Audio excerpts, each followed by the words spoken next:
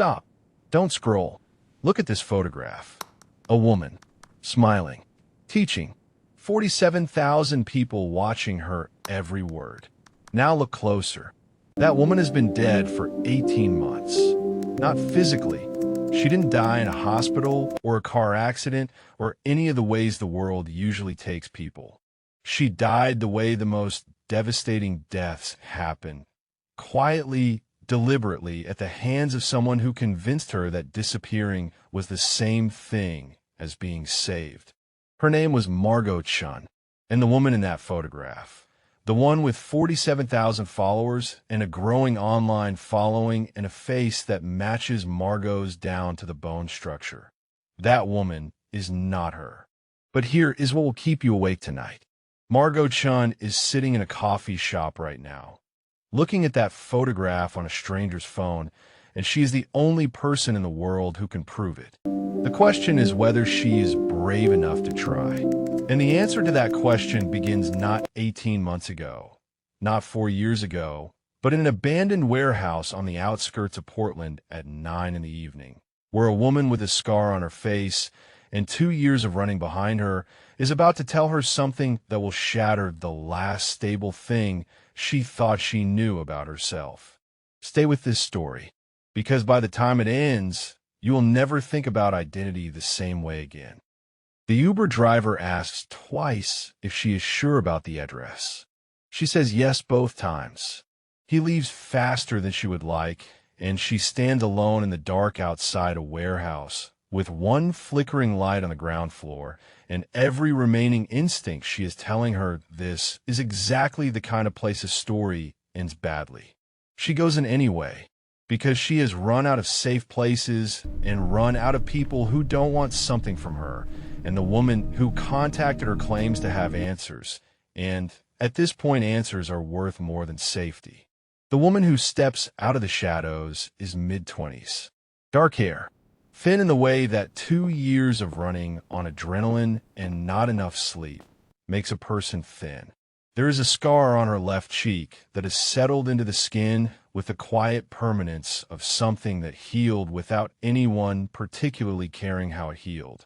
She says her name is Iris, the real one. Before the question can form, she produces a phone. A photograph. The compound photo. 3 young women, sisters in light. And the face on the left is this face. Same woman. Younger. Unscarred. With eyes that had not yet learned what they know now. The scar is the years between. They sit on dusty crates in the dark, and Iris starts talking, and the warehouse gets very still around them, the way spaces get still when what is moving through them carries real weight.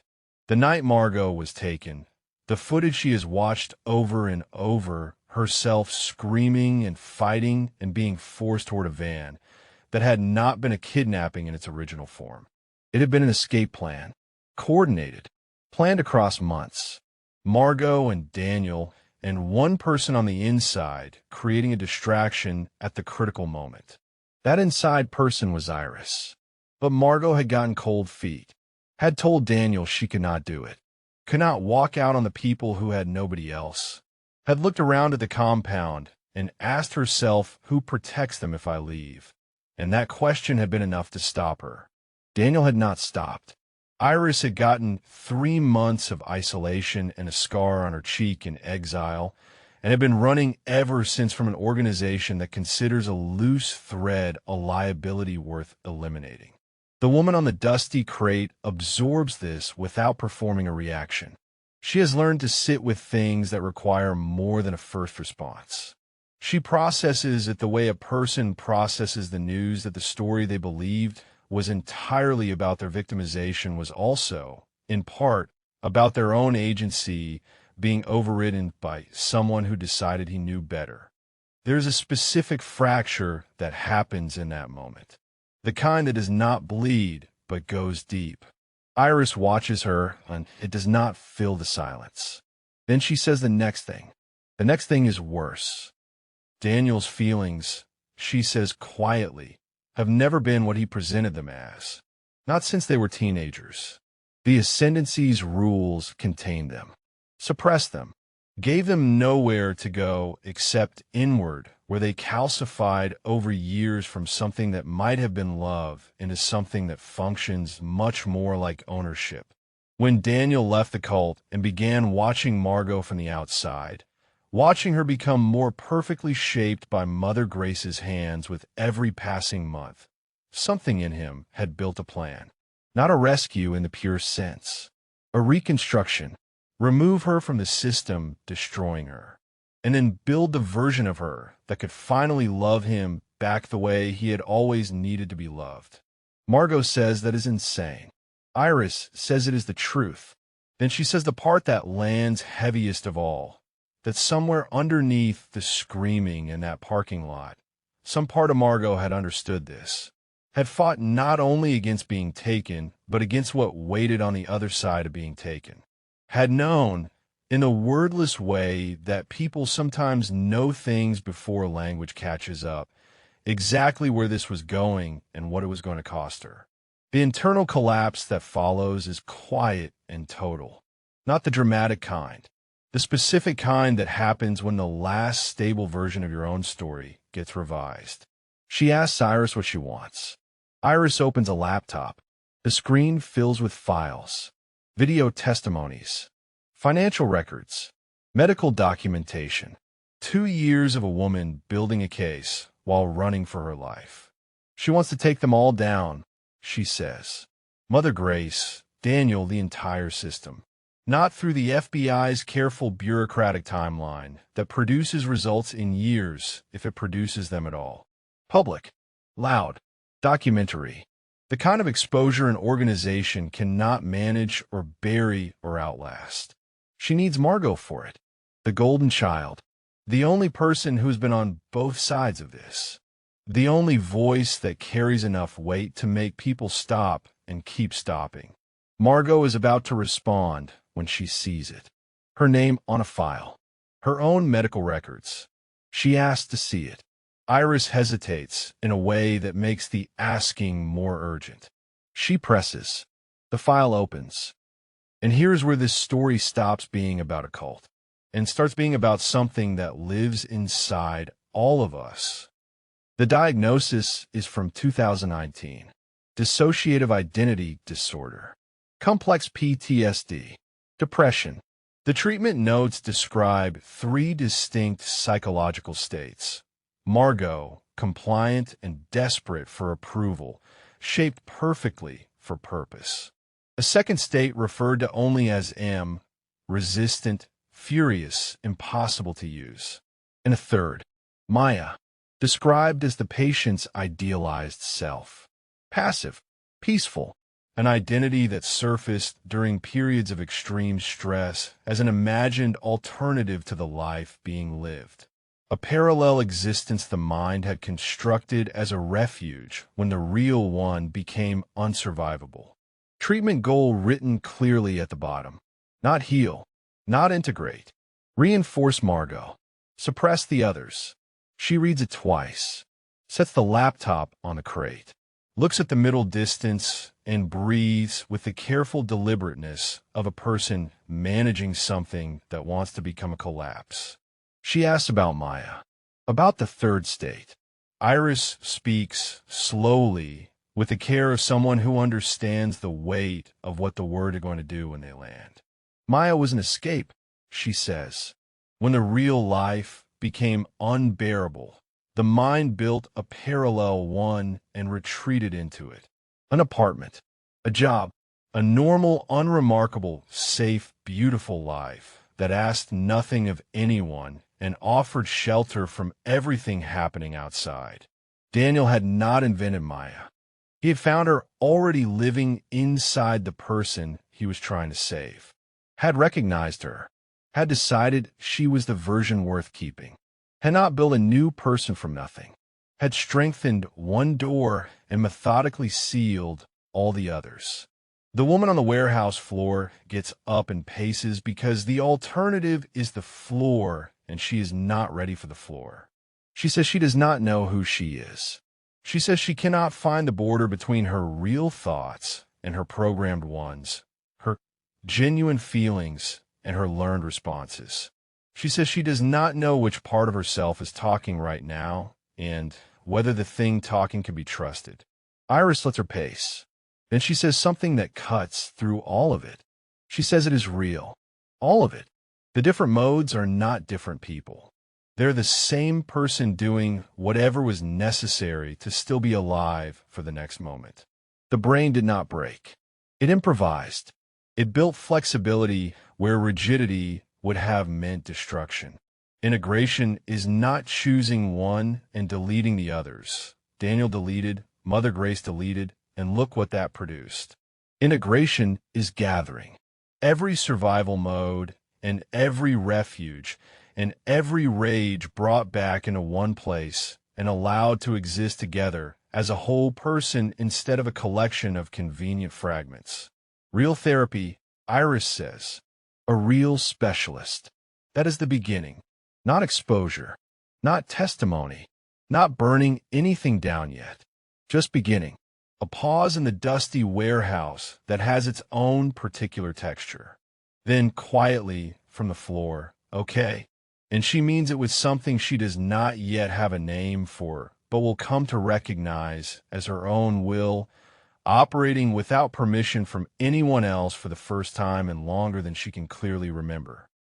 The footsteps outside start before she can stand. Multiple sets. The coordinated, unhurried movement of people who do not need to be quiet because they have already made their decisions. The door opens. FBI jackets. Weapons raised. Voices layered in the controlled overlap of a practiced entry.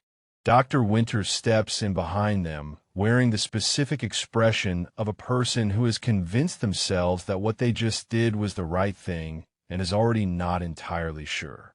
What follows is loud, and then very suddenly quiet when she raises both hands slowly and asks in a voice that has passed through fear and come out the other side as something colder and more functional what exactly they want. The agent who steps forward is older. Badge reading Special Agent Marcus Reed.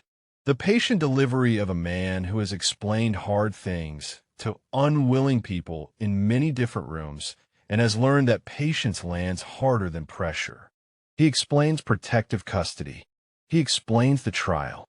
He explains that the alternative to going with them is continuing to exist inside the operational range of an organization that has already demonstrated clearly what it does with complications. Then he shows Iris a photograph. Her at a coffee shop. 3 weeks ago. A man behind her she had not noticed. He explains she is alive because they have been intercepting operations she did not know existed. He says this without theater. Just fact. The way the most dangerous information is most effectively delivered. Something moves across Iris's face for exactly 1 second. The specific vertigo of a woman who has survived 2 years on the fuel of her own competence, discovering that her survival has been partly managed by people she never knew were there. That it is gone and she is controlled again. Margot asks for a minute. Reed gives it. In the space he creates, Iris grabs both her hands. Her voice is urgent and not wrong. The FBI wants a conviction, a witness, the testimony and the case and the outcome. Whatever care they perform will be precisely proportional to how much she is still needed. This is not cruelty. This is institution, which is its own specific taxonomy of danger. She knows this, Margot says. She says she knows, but she is tired. And the way she says tired means something that exists on the other side of physical exhaustion, accumulated across years of being sorted into useful pieces by people who found the whole person inconvenient. She is tired in the way that running does not fix because she has watched Iris run for 2 years and Iris is not whole. Iris is only faster at remaining incomplete. She wants to stand still. She wants to be safe enough to be still for long enough to do the work that has always been the real work, finding out who she actually is when nobody is deciding for her. Iris is quiet. Then, okay, together. The safe house is in a quiet neighborhood outside Portland. armed and secure and featureless in the way of places built for function. 2 beds, a window facing a garden that nobody tends. The most boring and the most relieving space either of them has occupied in years. They lie in their respective beds that first night, and Iris says one thing before the quiet takes over. She says she is glad Margot is here, not as anyone's asset or anyone's testimony. Just here, present, trying. Margot says same. Outside, the untended garden is dark and completely real. Dr. Sarah Chun is warmer than expected, younger, the kind of professional calm that has not been constructed but developed. She says Maya may call her Sarah and waits without pressure to see what she chooses. She gets Dr. Chun for the first session and Sarah from the second, which nobody set as a test. It is simply what happens when a person begins quietly recovering the right to make small decisions for themselves. The first thing Dr. Chin does is address the medical file directly. She says it was written by a clinician working for the people who were abusing her, which means it is a document of their intentions more than an accurate account of her condition, and she will not treat it as reliable without her own assessment. The relief this produces is physical. Being encountered as a person rather than a file is something that should not feel remarkable. It currently feels like the most remarkable thing that has happened in months. What emerges across several sessions is both more and less complicated than the DID diagnosis had suggested. Not fully separate identities. One continuous person with multiple survival modes developed in response to circumstances that required different tools at different times. Compliance for safety. Resistance for dignity. Escape for the sake of remaining sane inside something that was otherwise unsurvivable. Daniel had found the escape mode and made it the only mode and sealed the door on everything else. Mother Grace had inherited the compliance and industrialized it. Neither of them had done what the file said the treatment goal was. Neither had integrated. Both had deleted. She cries in that session, not dramatically. The quiet, persistent kind that arrives when something you have been bracing to hear turns out to be survivable after all. The weeks in the safe house settle into a rhythm that is not dramatic, not the grinding, high-alert tension of everything before. The deliberate, unglamorous, specific work of a person learning to be still enough to hear themselves think. Iris works down the hall. They do not always debrief what surfaces in their respective sessions, but they exist in the same space in the evenings with food. One of them has cooked, and a television neither of them is fully watching, and the specific ease of two people who have nothing left to perform for each other. It is the first thing that has felt like chosen company in a very long time. The confrontation with Agent Reed comes in the third week. He brings a trial timeline. She asks about Daniel. Reed explains in the careful voice of someone delivering unwelcome information that the case is complicated. Recordings, documentation, her saying yes on multiple occasions on every side of the letter saying no. His lawyers have an archive. She stands. She says she will not testify against the ascendancy if Daniel walks free. Reed says she is a material witness and not in a position to negotiate terms. She says, "Watch me," and walks out. She's frightened doing this. She is also completely certain. She has learned in the months of therapy and safe house evenings and garden views that those two things are not mutually exclusive. That certainty does not require the absence of fear.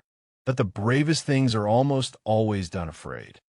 The night the visitor request arrives, she is sitting with a book she is not reading. Dr. Chun brings the message in person, which tells her something about its weight before a word is said. Daniel is outside, supervised, recorded. She does not have to see him. She takes Iris with her. The conference room is fluorescent and formally witnessed. Daniel looks like the accumulated weight of what he has done has been resting on him without relief for weeks. Thinner, eyes red, The specific diminishment of a person who has been alone with the truth of themselves and found the company devastating. He tells her, not in a prepared statement, in the real, uneven way that truth comes out when it has been held under pressure for too long, starting in one direction and occasionally arriving somewhere slightly different, pausing where the weight is concentrated. He confirms everything Iris said, the feelings, the plan, the genuine belief underneath the obsession that he was saving her. And then the moment the saving became something else, the erasure, the identity, the marriage, built from a combination of her expressed desire to become Maya and his own need to finally have her in a way he had always needed, and he cannot cleanly separate those two things. He stopped trying to pretend he could. She asked him whether he loved Maya or loved finally having her the way he always wanted. He says both, and the both is the most honest thing he has said in the room. It is also the most damning. She asks him to plead guilty, to take full responsibility on the record, to serve this sentence, and then to remove himself permanently from the geography of her life. Not for her healing, not for the satisfaction of watching consequence arrive, simply because she is finished and she would like to use the energy she has spent surviving this for something she chooses. He asks if someone will tell him her name. When she chooses one, she says no. She walks out. She does not look back. Not because she has transcended grief, because there is genuinely nothing behind her that is worth the turning anymore. The trial is national news in the way that these things become national news, briefly, hungrily, with the specific appetite of an audience that wants the shock without being asked to examine the system that made it possible. Dozens of witnesses, months of testimony, financial fraud, psychological abuse, medical records documenting what isolation therapy actually produces in human bodies. The full documented architecture of an organization built on the premise that people who are desperate enough will surrender everything if you give them meaning first. Mother Grace sits through all of it in the specific serenity of a woman who has decided that her version of events is the only one that constitutes reality, and everyone else is simply failing to perceive correctly. When her turn to speak arrives, she looks directly at the woman on the witness stand and says she loved her, that everything had been love. From the stand, in a voice that does not shake, the woman says it was not love. It was control, and she is done being controlled. She says it without performance, in the plain declarative voice of someone who has had months of practice locating the difference between what she was conditioned to feel and what she actually feels, and has decided to speak only from the second place. 3 days of deliberation. Guilty on all counts. 25 years. The ascendancy order disbanded. Assets frozen. Members released. Daniel testifies. Pleads guilty. 8 years. Before they take him out, he looks at her once with an expression she does not try to interpret. She lets him look. Then she looks away. That is the end of it. The apartment in the new city is small and good. East-facing window, chosen deliberately. Art history textbooks on the desk chosen because she has always been drawn to the question of how people make meaning, and she would like to study it in a context that cannot use her. The name comes on an ordinary evening. She is writing in the journal Dr. Chun suggested, and the word arrives not because she searched for it, but because the conditions for it finally exist. Mara, bitter in Hebrew, see in Latin. The meeting place of two different things becoming one thing that is neither and both. She writes it down, sits with it. It needs no justification. It is simply hers, which is the only credential a name has ever actually needed. She writes in the journal, I am not Margot who was broken and rebuilt in the image of what someone else required. I am not Maya, who was a shelter from pain that was never designed to be permanent. I am Mara, all of it gathered, all of it mine, the bitter and the beautiful, the damaged and the healed. And the person writing this name chose it herself. Nobody gave it to her. Nobody will take it. She closes the journal. Outside the east window, the city is doing its evening in the complete indifference of a world that does not know what it took to get here. She is not resentful of this. The world's indifference is also, it turns out, a kind of freedom. She is no longer interesting to it in the way that broken people are interesting. She is just a person in an apartment she chose in a city. She chose studying what she chose. This is everything. This is enough. 18 months after the trial, she is in a coffee shop with an exam she is supposed to be studying for when a woman she does not know sits down across from her uninvited.